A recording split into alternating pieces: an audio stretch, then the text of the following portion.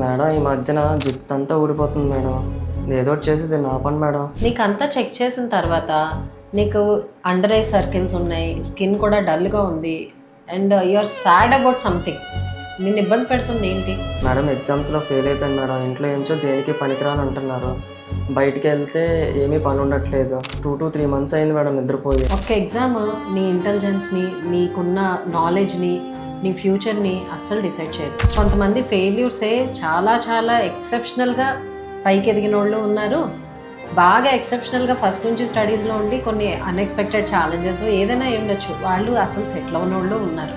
So one exam never decides your future. అలా డిప్రెషన్లో ఉండడం వల్ల ఇప్పుడు నీ చుట్టూ ఉండడానికి కారణం అదే, నీ డల్ స్కిన్, డార్క్ సర్కిల్స్ అన్నిటికీ కారణం కూడా అదే. సో నీకు ఓవరాల్ హెల్త్ మెయింటైన్ అవ్వాలన్నా ఫస్ట్ నువ్వు డిప్రెషన్ నుంచి బయటకు రావాలి. యోగా కానీ ఎక్సర్సైజ్ కానీ డెఫినెట్లీ ట్రై చేయు, it will be very helpful.